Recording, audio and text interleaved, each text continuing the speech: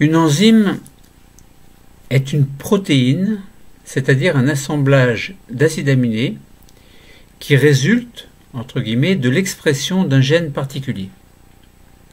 Une enzyme, a pour rôle de biocatalyser une réaction, un substrat molécule de départ, sous l'action d'une enzyme biocatalytique, pourra donner un produit. Alors nous avons vu dans un autre cours que l'enzyme se retrouve intacte à la fin de la réaction. Une enzyme, en fait, si on reprend un petit peu ce que nous avions vu, on a un substrat, on met une enzyme dans le milieu. Cette enzyme va se fixer sur le substrat pour former un espèce de complexe enzyme-substrat. Donc la fixation se fait au niveau d'un site de fixation. Et ensuite, cette enzyme va biocatalyser la transformation du substrat en produit. Donc on aura toujours la formation, enfin la liaison de l'enzyme grâce à un site de fixation, donc au niveau du produit, puisque le substrat donne le produit. Donc si on a substrat plus enzyme donne enzyme-substrat, formation du complexe, eh bien au niveau du site de catalyse, eh bien le substrat deviendra le produit. Mais ES, EP, on garde ce EP. C'est-à-dire que l'enzyme est toujours fixée sur le produit. Puis ensuite, le produit va être libéré, l'enzyme va être libérée également, et pourra agir sur une nouvelle, donc sur un nouveau substrat, pour former à nouveau un complexe enzyme-substrat. Au niveau du site catalytique, transformation du substrat en produit, puis à nouveau, donc on aura ES, et ES donne, ES va faire en sorte que, on a ES et ensuite l'enzyme sera libérée et le produit sera libéré et la réaction continue, etc. Donc c'est vrai qu'une enzyme peut biocatalyser un nombre très important de substrats, ou de réactions chimiques en tout cas. Bon, donc une enzyme, elle agit, elle a une action bien particulière, celle d'augmenter la vitesse de réaction, etc. Et on peut se demander donc comment une enzyme peut remplir son rôle de biocatalyseur. Alors on a parlé de site de fixation sur le substrat, de site catalytique, c'est le site au niveau duquel il va y avoir la réaction particulière qui va permettre la transformation du substrat en produit. Alors donc site de fixation et site catalytique constituent ce que l'on appelle le site actif. Alors les enzymes sont des macromolécules qui ont la propriété de catalyser une réaction chimique, donc biochimique, puisqu'on est dans on parle de l'activité dans le vivant, donc au niveau cellulaire, il y a un métabolisme, et dans ce métabolisme, il y a un très grand nombre de réactions chimiques, et la plupart se font sous l'action d'une enzyme biocatalytique, c'est-à-dire qui va biocatalyser, catalyser quelque chose dans le vivant, d'où le terme de biocatalytique. Donc les réactions ne se font pas la plupart du temps spontanément, il faut l'action d'une enzyme. Alors, donc, elles ont la propriété de catalyser une réaction chimique, c'est-à-dire elles ont la capacité d'accélérer la transformation d'un substrat sans intervenir dans le bilan de la réaction chimique.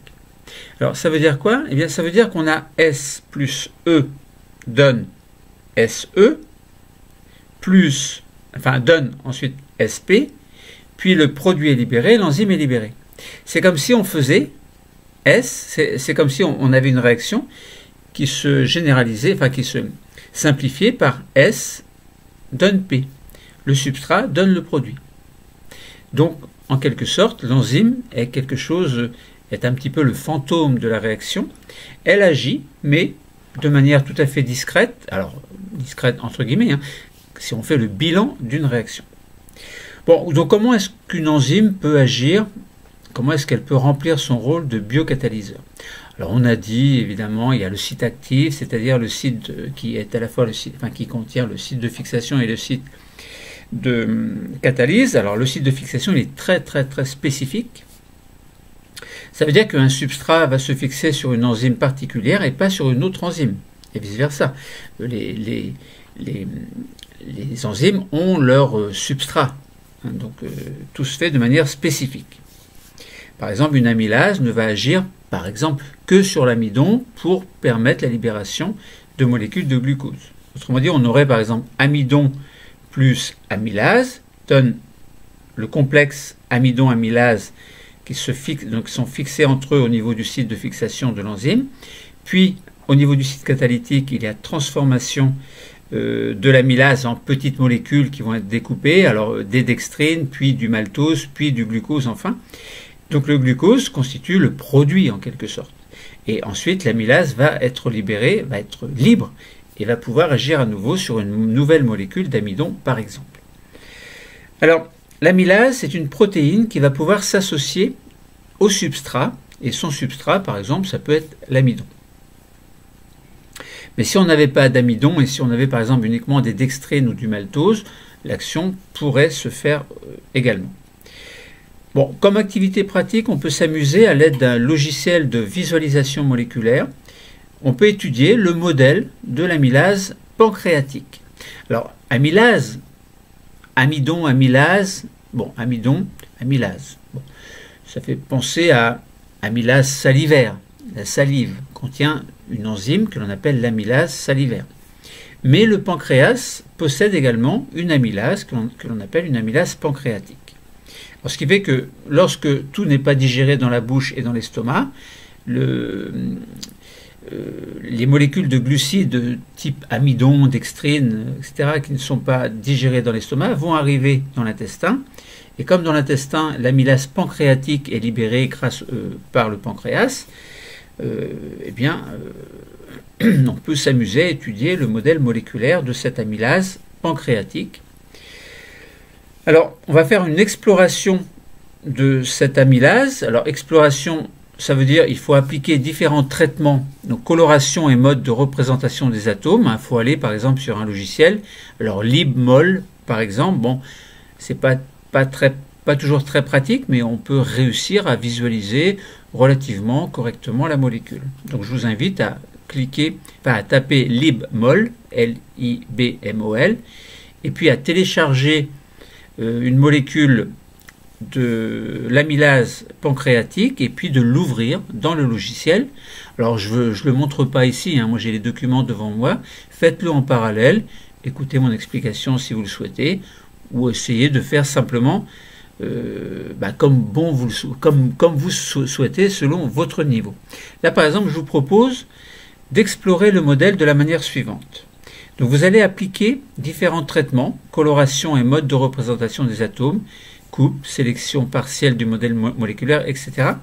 Afin de, premièrement, vous allez essayer de déterminer quel type de molécule il s'agit, enfin de quel type de molécule il s'agit et quelle est sa constitution.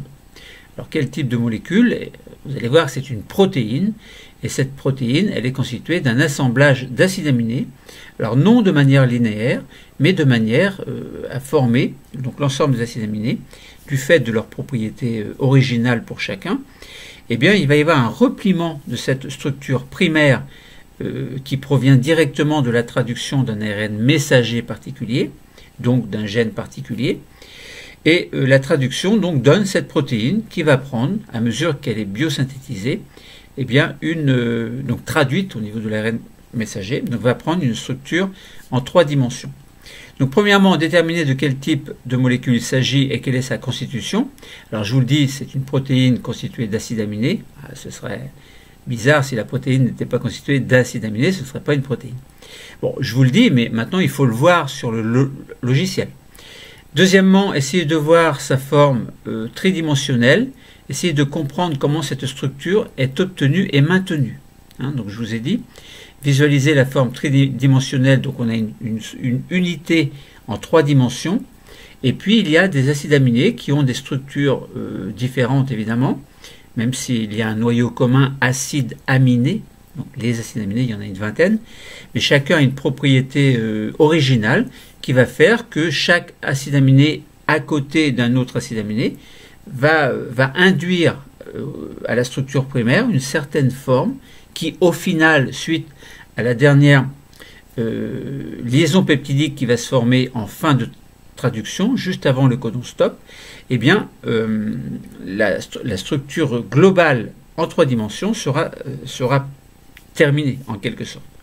Et l'enzyme, donc, va aller agir à tel ou tel endroit du corps pour, dans ce cas-là, par exemple, biocatalyser la réaction de l'amidon au final, molécule de glucose, en une molécule de glucose au final, sans compter les intermédiaires. Donc voilà, donc visualiser la forme tridimensionnelle, donc deuxièmement, visualiser la forme tridimensionnelle et comprendre comment la structure est obtenue et maintenue, surtout.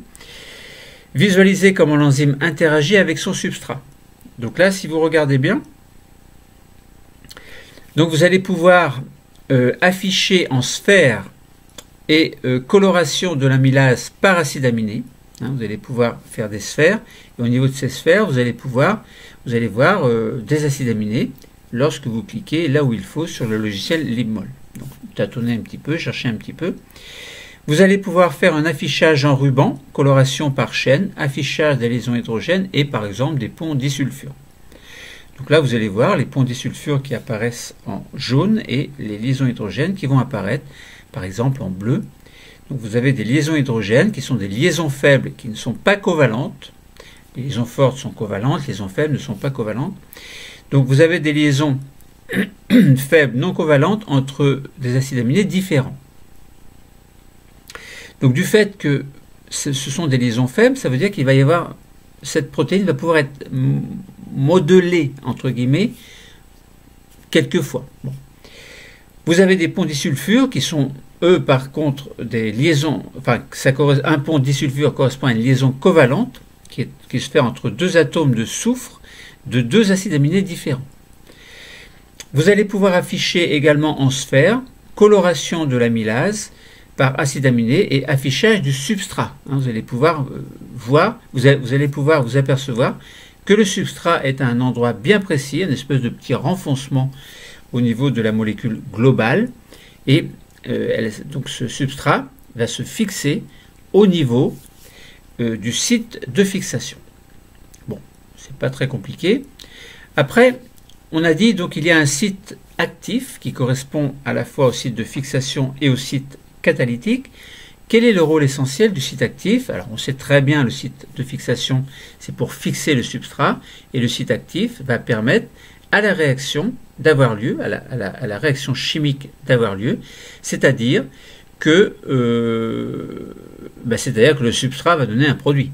Là par exemple, en l'occurrence, puisqu'on est dans le cas de l'amylase pancréatique, c'est une amylase, donc vous prenez un sucre, et ce sucre va être entre guillemets digéré, c'est-à-dire biocatalysé, en petites sous-unités, donc de glucose par exemple. Donc pour jouer son rôle de biocatalyseur, de catalyseur, chaque enzyme doit interagir de manière précise avec son substrat, et la forme tridimensionnelle de la partie de l'enzyme qui se trouve à proximité du substrat A est essentielle à son activité catalytique.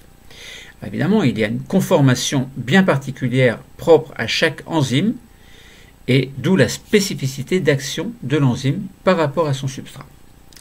Alors comme activité pratique, on va pouvoir s'amuser à mesurer la vitesse à laquelle une amylase mutée hydrolyse l'amidon. On peut déterminer l'importance d'un acide aminé pour l'activité biocatalytique. Alors la relation enzyme-substrat peut être mise en évidence par une vue en coupe de l'amylase, donc au niveau du logiciel LibMol par exemple.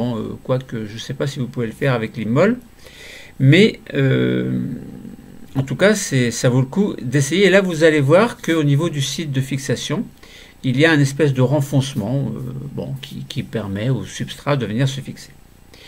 Alors concernant la vitesse à laquelle une amylase mutée hydrolyse l'amidon, donc on a le site de mutation et on aura la vitesse enzymatique. Alors si le site de mutation, s'il n'y a pas de mutation, donc ça concerne en quelque sorte le témoin, la vitesse enzymatique est de 1. Alors la vitesse est exprimée en unité arbitraire par rapport à celle de l'enzyme non mutée. Quand on dit vitesse de 1, par exemple, alors ça dépend des conditions environnementales, donc pH, température, etc. Mais une enzyme, par exemple, peut très bien biocatalyser, imaginons, 100 molécules à la minute. Voilà, en quelque sorte, ça correspond à sa vitesse. Il existe des moyens de calculer la vitesse qui sont beaucoup plus complexes. Mais bon, au niveau première spécialité, hein, ça suffira. Donc s'il n'y a pas de site de mutation au niveau du site actif, eh bien à ce moment-là, la vitesse, par exemple, peut être de 1. Si on a une asparagine en position 197, eh bien vitesse enzymatique 1 sur 1 200 000. Concernant la tréonine, on reste à 1. La tréonine en position 52, on reste à 1. Et asparagine 300 en position 300, 1K, 1 sur 4900.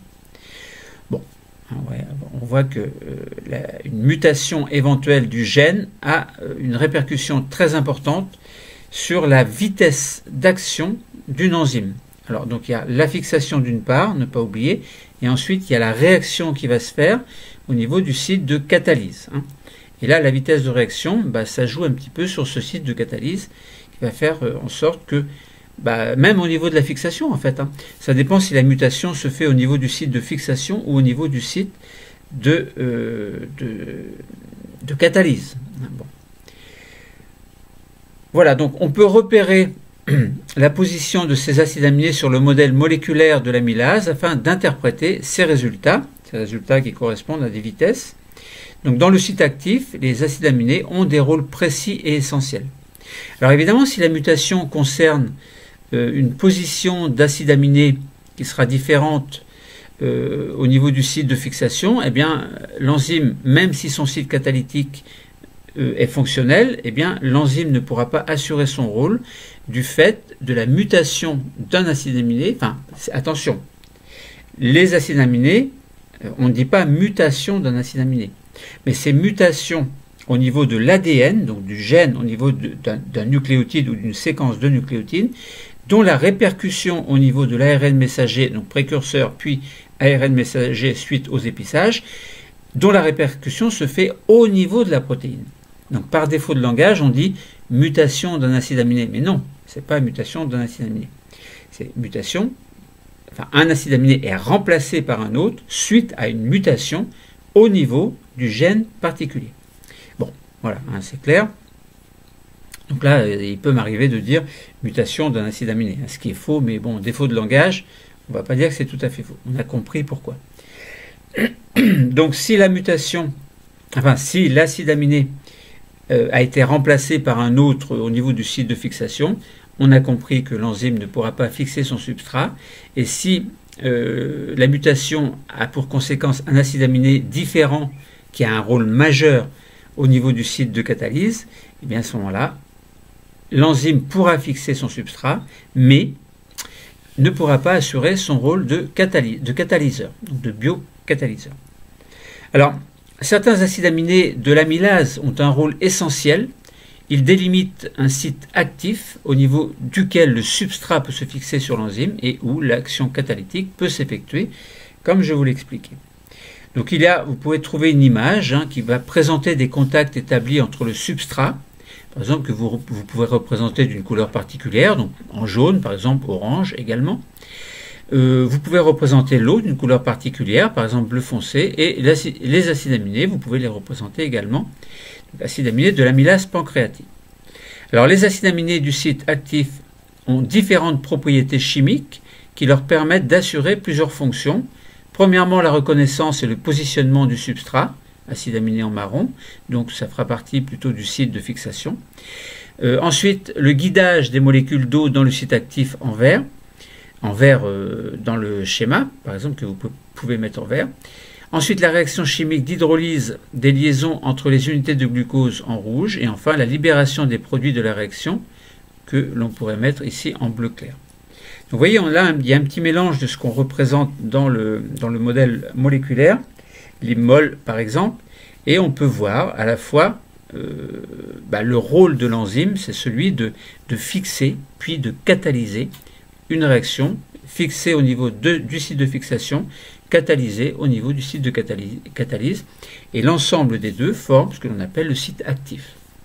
Donc là, on a bien compris que toute mutation dont la conséquence sera une modification d'un acide aminé qui aura une position clé dans le site actif, donc soit au niveau du site de fixation, soit au niveau du site de biocatalyse, eh bien les répercussions seront importantes.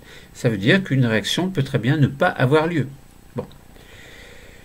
Donc voilà, hein, nous avons vu que une enzyme qui va agir de manière spécifique a un rôle bien particulier. Alors non seulement ce rôle doit exister, il ne doit pas y avoir de mutation qui entraînerait éventuellement un désordre au niveau du métabolisme d'une cellule et de l'organisme en conséquence. Donc comment une enzyme remplit son rôle de catalyseur? Eh bien, nous l'avons vu. Il s'agit simplement de comprendre que une enzyme non seulement est spécifique, mais elle permet, donc elle est pratiquement fantôme entre guillemets dans le sens où cette enzyme n'intervient pas dans le bilan de la réaction. On se souvient qu'on a un substrat, une enzyme, complexe enzyme-substrat au niveau du site de fixation. Catalyse de la réaction au niveau du site catalytique, on obtient EP. L'enzyme est libérée, le produit est libéré. Mais c'est comme si on avait le substrat donne le produit. Bon. Donc les réactions sont largement augmentées parce que du fait que l'enzyme qui est libérée une fois que le produit est formé, peut servir à catalyser une autre réaction. Donc voilà, donc bien comprendre cette notion de site actif qui contient le site de fixation, le site de catalyse, et donc le site d'action en fait, c'est le site de catalyse, et puis comprendre que toute mutation peut avoir des répercussions très importantes selon l'acide aminé qui, en conséquence de la mutation, aura telle ou telle position, soit dans le site actif, soit dans le site de fixation, soit dans le site catalytique. Autrement dit, au niveau du site actif, tout doit être conforme. Toute non-conformité, entre guillemets, peut avoir des répercussions très importantes. Ça peut être en bien ou en mal. Bon. Le cours est terminé. Merci.